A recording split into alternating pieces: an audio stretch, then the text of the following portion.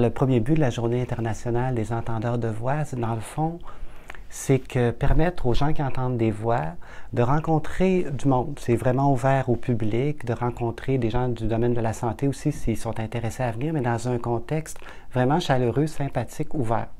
Alors c'est pour ça le domaine Mézeray. Alors à travers le monde, c'est une journée internationale parce qu'il y a des groupes d'entendeurs de voix dans 37 pays. Alors c'est énorme, puis on peut dire que ça, le mouvement international des entendeurs de voix a presque 30 ans déjà.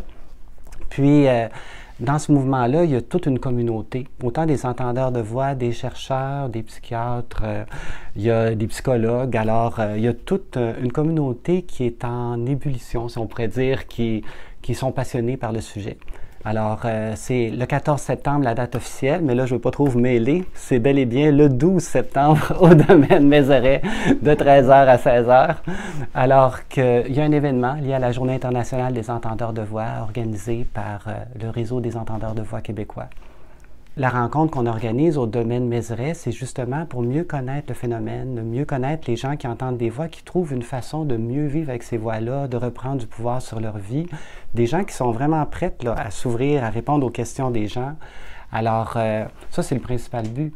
Alors, perception du grand public aujourd'hui, 37 pays, les villes, les campagnes.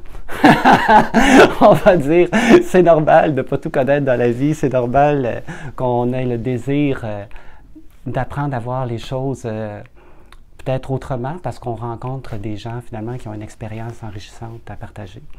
Le vrai défi est vraiment personnel. Il faut réussir à comprendre qu'est-ce que ces voix-là viennent faire dans notre vie, pourquoi elles sont si dérangeantes. Je dirais ça comme ça.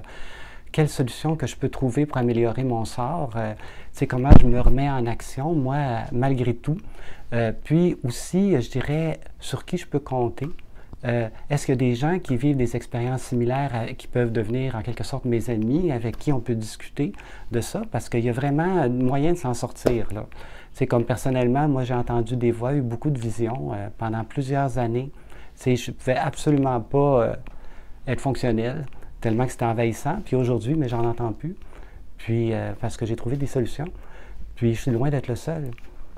Alors, ça, c'est important de le dire, de le voir, de le partager.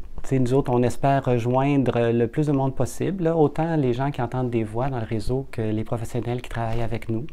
On a toute une forme d'espoir à transmettre.